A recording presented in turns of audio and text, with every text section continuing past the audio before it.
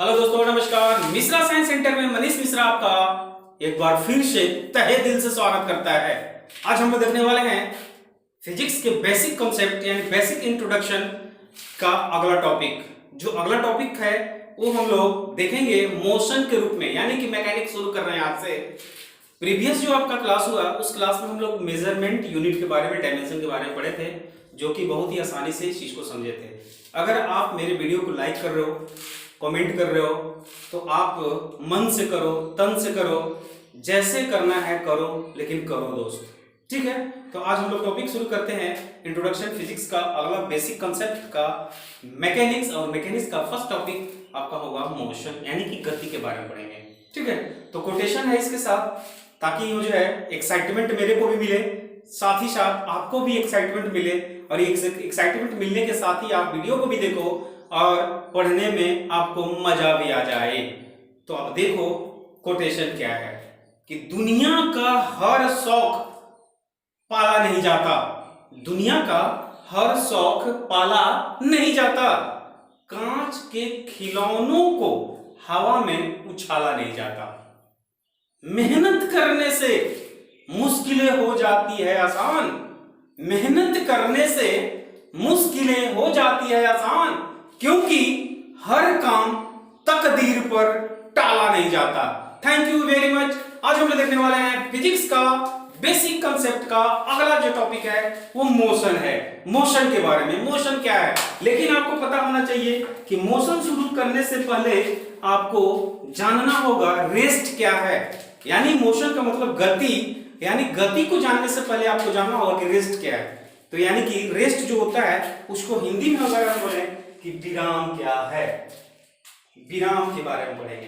ठीक है, रेडी पहले डाल दो मोशन, मोशन इसको बोलेंगे गति, और इस चीज को पकड़ने से पहले हम लोग को क्या पढ़ना है, विराम, कि विराम क्या है, रेस्ट क्या है दोस्त। तो आप बताओ कि रेस्ट क्या है। रेस्ट से आप क्या समझते हो? तो रेस्ट को आप कह सकते हो कि no change in motion, no change in motion या पोजीशन जिसको बोलोगे, no change in position with respect to time. यानी कहना है कि समय के साथ स्थिति में कोई परिवर्तन नहीं होगा, उसको हम लोग क्या कहेंगे, रेस्ट में कहेंगे। यानी कि जैसे रेस्ट में कैसे कर सकते हैं, अगर हम इस स्थिति में खड़े हैं तो कुछ देरी तक के लिए खड़े हैं तो हम कहेंगे कि हम रेस्ट में हैं। ठीक है, जैसे ही समय के साथ अगला पोजीशन हम चेंज कर दूं तो हम कह सकते हैं कि change in position with respect to time, यानी समय के साथ स्थिति में परिवर्तन हुआ। तो इसको हम लोग क्या कहेंगे कि इस स्थान से इस स्थान में आ गए, इसको हम लोग गति कहेंगे। और रेस्ट में कहेंगे कि no change in position with respect to time, यानी कि कोई समय के साथ स्थिति में कोई परिवर्तन नहीं हुआ, इसको हम लोग क्या कहेंगे, रेस्ट कहेंगे। तो इसको लिख लें, आई होप कि आप समझ रहे हो। तो लिखोगे इसको, no change in position with, ऐसे लिख लो, विथ रिस्पेक्ट टू टाइम। ठीक है, इसका अगर हिंदी लिखूं तो हिंदी आप लिखोगे कि समय के साथ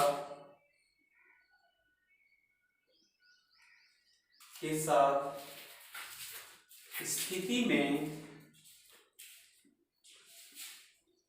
कोई परिवर्तन नहीं। समझ में आ रहा है?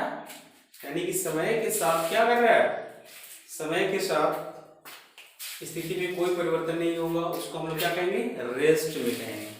फाइनल है। नेक्स्ट जो है आपका, जब जैसे ही रेस्ट को समझे तो आपको मोशन भी समझ में आ गया होगा। तो अगला जो स्टार देकर के लिख लीजिएगा, मोशन क्या है। मोशन यानी कि गति क्या है, तो कह सकते हैं कि change in position with respect to time, यानी कि समय के साथ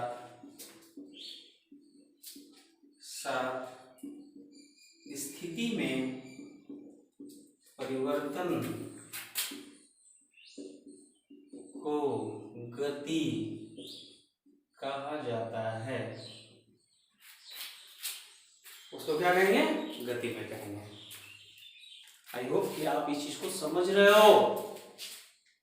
फिर से एक बार देखो, रेस्ट क्या है? समय के साथ स्थिति में कोई परिवर्तन नहीं होगा, और गति में क्या होगा? समय के साथ परिवर्तन होगा। अभी हम इस स्थिति में खड़े हैं, तो कुछ देरी तक अगर इस स्थिति में ही खड़े हैं तो हम कहेंगे कि रेस्ट में हैं। अगर मान लो कि थोड़ी देरी के बाद हम अपना स्थान बदल लूं, तो आप कह सकते हो कि समय के साथ आपका स्थिति में क्या हो गया? परिवर्तन हो गया। आई होप कि आप इस चीज को समझ गए। ठीक है, तो यही है आपका गति और यही है आपका विराम। अगर यहां सवाल पूछे कि ये जो गति है वो गति कितने तरह के होते हैं, अगर कोई पूछे कि मोशन जो होता है कितने तरह का मोशन होता है, तो यहाँ मोशन को हम लोग 3 स्टेप में बांटेंगे। कितने स्टेप में बांटेंगे? 3 स्टेप में बांटेंगे। तो पहला जो स्टेप है उसको हम लोग कह सकते हैं कि on the basis of plane, यानी कि तल के आधार पर। दूसरा का अगर बात बोलें तो हम लोग कह सकते हैं कि पथ वे के आधार पर, यानी कि पथ यानी कि रास्ता किस तरह का है, समझ में आ रहा है? पथ के आधार पर भी हम इसको बांटते हैं। और तीसरा का जो आपका गति होगा वो गति है टाइम पीरियड के आधार पर, यानी कि हम लोग 3 स्टेप में बांटेंगे, और 3 स्टेप में कौन कौन सा गति कैसे आएगा अभी देखते हैं। इसका स्क्रीनशॉट कर लो, इसके बाद बड़ा सिनॉप्सिस गति के प्रकार का। ठीक है, इसका स्क्रीनशॉट कीजिए।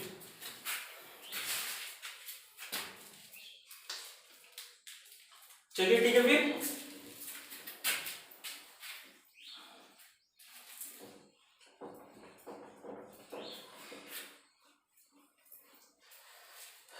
बहुत आसान है। हर चीज को शानदार तरीका से मन से देखो, ताकि आपका जो बेसिक कंसेप्ट है वो कंसेप्ट क्लियर हो जाए। ठीक है, यहाँ पे स्टार दे करके गति के प्रकार हेडिंग डाल दीजिए, गति के प्रकार।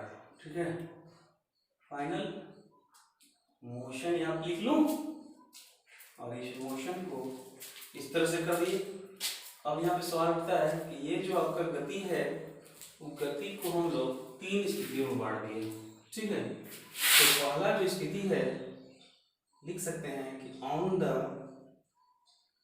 बेसिस ऑफ प्लेन,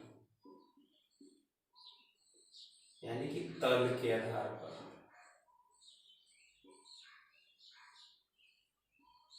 ठीक है, दूसरा का अगर हम लिखें तो पथवे यानी कि पथ के आधार पर। इतना सारा बेसिकली आपको कोई नहीं देगा, आप पढ़ो मन से। तीसरा जो होगा वो होगा टाइम पीरियड के आधार पर। आई होप कि आप इस चीज को समझ रहे हो। फाइनल है, यानी कि समय अंतराल बोल सकते हैं इसको हिंदी में। अगर लिखें तो समय अंतराल के आधार पर भी आप बांट रहे हो इसको। फाइनल है। अब यहाँ पे हम कह सकते हैं कि जो गति है वो गति का 3 प्रकार इस प्रकार है। तो तीनों प्रकार का अगर हम बात बोलें, ये तीनों प्रकार में ये जो प्रकार है तल के आधार पर, तो ये भी जो है 3 प्रकार का होता है। कितने प्रकार के होते हैं? 3 प्रकार के होते हैं। तो ये 3 प्रकार कौन कौन होते हैं ये देखिए, यानी on the basis of plane के आधार पर 3 भाग में बांटा गया है। ठीक है, तो पहला जो भाग है वो है 1D, एक विमीय गति। फाइनल 2D, द्विविमीय गति। और 3D, त्रिविमीय गति। ठीक है, आई होप कि आप इस चीज को समझो कि 1D जो गति है, 2D जो गति है और 3 जो गति है उसको इस तरह से भी समझ सकते हैं। अगर मान लीजिए कोई x है, कोई y है और कोई z है, एक विमीय गति है, एक ही वे पर, एक ही तल पर वो गति कर रहे हैं, ठीक है। द्विविमीय गति में क्या होगा, मान लीजिए कि x y z का केस लिए, x y की गति, y z की गति और z x की गति, ये क्या होगा, द्विविमीय गति फाइनल है। साथ ही साथ आपका x y और z ये तीनों जो है त्रिविमीय गति हो गया, ठीक है। तो ये है आपका एक विमीय, द्विविमीय और त्रिविमीय गति। पथ के आधार पर अगर यहाँ पे देखा जाए कि मोशन जो है कितने तरह के होते हैं, तो पथ के आधार पर मोशन को 2 भाग में बांटा गया है। कितने भाग में बांटा गया है, तो आई होप कि आप इस चीज को देखो। पथ के आधार पर जो बांटा गया है वो 2 भाग है। पथ के आधार पर एक है रेखीय गति, रेखीय गति, इसको लीनियर मोशन बोलते हैं। क्या बोलते हैं, लीनियर मोशन। और दूसरा क्या है, कोणीय गति। कौन सा गति है, कोणीय गति, इसको बोलते हैं एंगुलर मोशन। आई होप कि आप समझ रहे हो। यानी पथ के आधार पर कौन कौन गति हो गया, एक हो गया रेखीय गति और ये दूसरा क्या होगा, कोणीय गति। फाइनल है। तो रेखीय गति और कोणीय गति, तो कोणीय गति का सबसे बढ़िया उदाहरण अगर ले लूं तो उदाहरण जो है घूर्णन गति को कोणीय गति कहते हैं। घूर्णन गति हो गया या वृत्तीय गति को हम लोग कह सकते हैं, ये है कोणीय गति। फाइनल है। अब यहाँ पे सवाल उठता है कि टाइम पीरियड यानी समय अंतराल के साथ गति को कितने भाग में बांटा गया है, तो यहाँ 2 भाग में बांट सकते हैं। इसको अगर हम बात बोलें कितने भाग में बांट सकते हैं, तो इसका भी 2 भाग है। एक है आवर्त गति और एक है अनावर्त गति।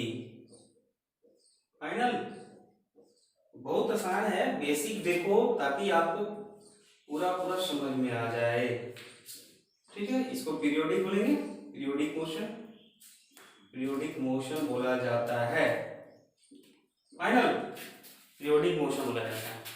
अब यहाँ पे हम कह सकते हैं कि आवर्त गति क्या है और अनावर्त क्या है। आवर्त गति जो होते हैं उसको हम लोग उदाहरण के केस में देखें तो हम लोग सबसे बढ़िया उदाहरण लिखेंगे इसका, वो है घूर्णन गति को भी हम लोग आवर्त गति बोलेंगे, वृत्तीय गति को भी हम लोग आवर्त गति बोलेंगे और दोलन गति को भी हम लोग आवर्त गति बोलेंगे।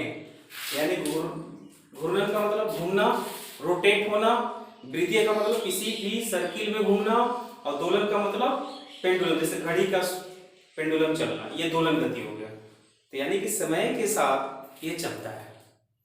तो आई होप कि ये गति का प्रकार आपको समझ में आया। नेक्स्ट जो है हम लोग देखने वाले हैं इससे ही रिलेटेड कि एक विमीय हो, द्विविमीय हो, त्रिविमीय हो, हर चीज को देखेंगे, बारी बारी से देखेंगे। लेकिन हमको इसका अगला जो टॉपिक है वो टॉपिक देखेंगे डिस्टेंस क्या होता है, ठीक है। तो इसका स्क्रीनशॉट कीजिए, डिस्टेंस को समझिए। आई होप कि आपको इस चीज को समझ रहे हो। चलिए बिठा दें फिर। ये था आपका गति के प्रकार।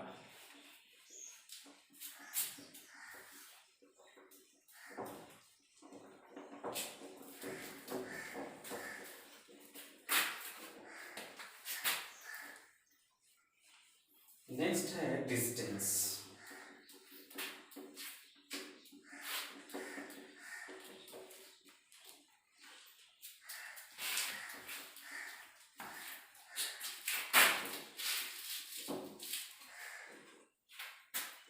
ठीक है, डिस्टेंस क्या है ये चीज को देखिएगा। दूरी एक्चुअली होता है कि लेंथ ऑफ कवर्ड पथ, यानी कि तय किए गए मार्ग को बोला जाता है। दूरी क्या बोलता है कि तय किए गए मार्ग, यानी कि आप समय के साथ अगर किसी मार्ग को आप तय कर रहे हो उसी को क्या बोला जाता है? डिस्टेंस बोला जाता है, दूरी बोला जाता है। फाइनल है, इस चीज को देखिएगा, डिस्टेंस। डिस्टेंस क्या होगा? दूरी जिसको बोलेंगे ना। दूरी क्या होगा? तो हम लोग कह सकते हैं कि लेंथ ऑफ कवर्ड पथ, लेंथ ऑफ कवर्ड पथ, लेंथ ऑफ कवर्ड पथ यानी कि मार्गों की लंबाई, कवर्ड पथ, लेंथ ऑफ कवर्ड पथ यानी तय किए गए मार्ग की लंबाई, हिंदी लिख देते हैं तो तय किए गए मार्ग की लंबाई को हम लोग क्या कहेंगे? डिस्टेंस कहेंगे। फाइनल है, डिस्टेंस समझ में आ गया। यानी कि मान लीजिए कि अगर आप इस बिंदु से इस बिंदु तक जा रहे हैं, यानी कि बिंदु ए है और ये बिंदु क्या है? बी है, तो ए से बीच तक का जो डिस्टेंस होगा, मान लीजिए इसका डिस्टेंस 5 मीटर है, मान लो इसका डिस्टेंस क्या है? 5 मीटर है। तो ए जो है चलना शुरू किया बी की ओर, तो कितना दूरी कवर किया? तो आप कह सकते हो कि ए और बी तक का जो लंबाई है उस लंबाई को ही हम लोग क्या कहेंगे? दूरी कहेंगे, डिस्टेंस कहेंगे। यानी कि इस पथ की लंबाई जितना होगी वो क्या कहलाएगा? डिस्टेंस कहलाएगा। फाइनल, अगला जो टॉपिक है वो डिस्प्लेसमेंट है। अगला जो टॉपिक हम लोग लिख रहे हैं वो डिस्प्लेसमेंट है। डिस्प्लेसमेंट क्या हो गया? मतलब विस्थापन। ठीक है, तो विस्थापन क्या है इसको भी समझिए, बहुत आसान है। तो हम लोग कहेंगे कि minimum distance between 2 point, minimum distance between 2 point यानी दो बिंदुओं के बीच की न्यूनतम दूरी। समझ रहे हो भाई? ठीक है, तो लिख सकते हैं कि minimum distance between 2 point, minimum distance. ठीक है, तो दो बिंदुओं के बीच, दो बिंदुओं के बीच की दूरी को विस्थापन कहा जाता है। मिनिमम दूरी। आई होप कि आप इस चीज को समझ रहे हो। अब इस चीज को और बढ़िया समझिए। मान लीजिए ए है, बी है, सी है, ये 3 पोजीशन है। अब ए से बी तक का जो दूरी है 3 मीटर का है, बी से सी तक का दूरी है वो है 4 मीटर का, और ए से सी तक की दूरी को निकालना है। ठीक है, तो यहां पे देखिएगा कि ए से बी और बी से सी, तो टोटल डिस्टेंस क्या हो गया? टोटल डिस्टेंस की बात बोले कि टोटल डिस्टेंस कवर कितना किया? तो आप कह सकते हैं कि a प्लस बी प्लस सी, तो a प्लस बी प्लस सी, तो a और b की दूरी क्या है? 3 है, और इसका दूरी क्या है? 4 है, तो 7 मीटर का दूरी जो है ये तय कर लिया। फाइनल है, तो ये टोटल दूरी तो हो गया। यहाँ आप समझो इस पॉइंट से कि दो बिंदुओं के बीच की दूरी को, दो बिंदुओं के बीच की दूरी, न्यूनतम दूरी, सॉरी न्यूनतम यहाँ पे लिखोगे दोस्तों, न्यूनतम दूरी को, न्यूनतम दूरी को हम लोग क्या कहें? विस्थापन करें। तो यहां से यहां तक की दूरी जो है 7 मीटर आया।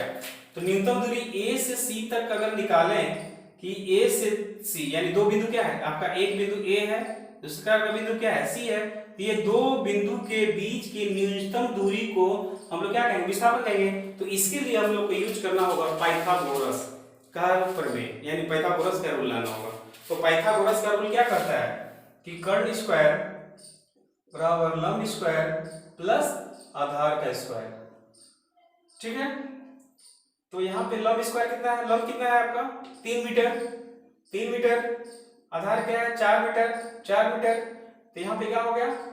3 तरीके 9, 4 चौके 16, और कर्ण बराबर होगा, तो इसको क्या कर रहे हैं? अंडर रूट, तो ये क्या होगा? 25, तो अंडर रूट क्या होगा इसका? 5। तो यहाँ से यहाँ तक का जो दूरी आया वो क्या है? 5 मीटर।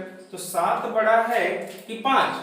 तो 7, तो न्यूनतम हो गया 5। तो यहाँ पे जो डिस्प्लेसमेंट हुआ वो डिस्प्लेसमेंट को हम लोग कहेंगे कि a प्लस सी जो होगा वो होगा 5 मीटर। यही तो आपका डिस्प्लेसमेंट है जो न्यूनतम दूरी को दिखाता है दो बिंदुओं के बीच के दूरी, न्यूनतम दूरी को हम लोग क्या कहेंगे, डिस्प्लेसमेंट बोलेंगे। आई होप कि आप इस चीज को समझ रहे हो। फाइनल है। अब यहां पे हम बात बोले, अगला जो टॉपिक है वो है स्पीड यानी कि चाल। क्या है, चाल।